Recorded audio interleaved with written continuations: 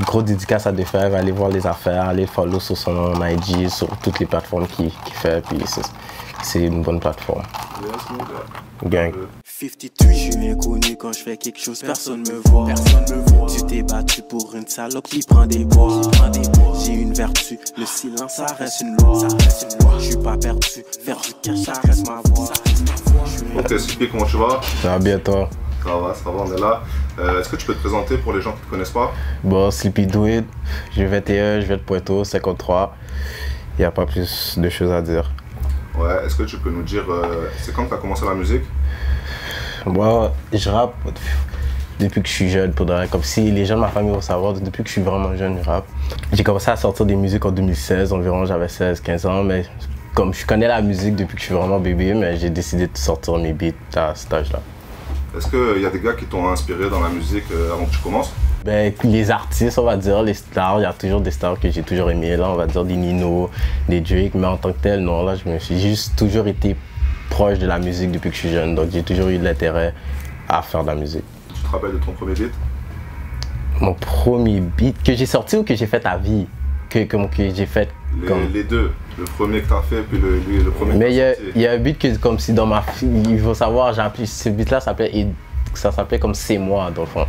Puis les gens de ma famille connaissent ce track là, mais sinon je l'ai jamais sorti publiquement. Mais le vrai premier beat que j'ai sorti dans ma vie c'est Système. Ça c'était en 2015. Puis c'était vraiment un beat que j'ai pris le temps d'écrire, puis que c'était ma manière de penser sur le système puis la société. C'était comme ça que je rappelle, genre, puis c'est le premier beat que j'ai sorti. Qu'est-ce que tu penses du game à Montréal, toi, en ce moment?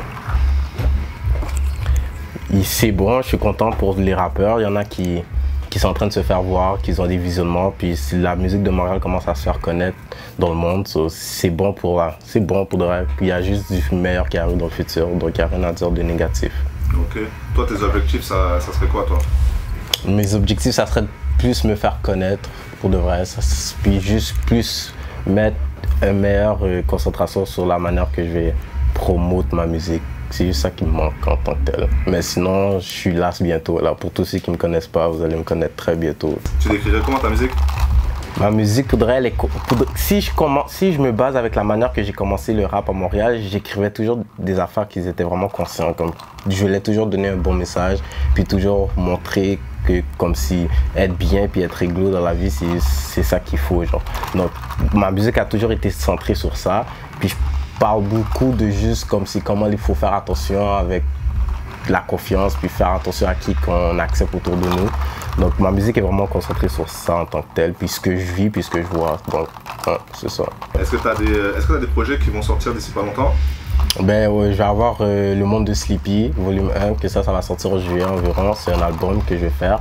Puis il va y avoir la vidéo ici que je vais sortir très bientôt, comme dans les prochaines semaines. Puis c'est ça pour le moment.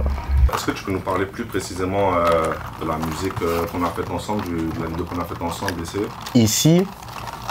Ici c'était une musique pour dire que comme je parlais pour Montréal, je parlais pour le Canada, pour que les autres pays francophones qui nous écoutent comme continuent à nous écouter puis nous donner notre propre style. Pas dire qu'on essaie de les copier, pas dire whatever, juste leur dire que Montréal, le rap français à Montréal, ben on a notre style, on a nos mots, on a notre manière de parler, puis c'est comme ça qu'on fait les choses.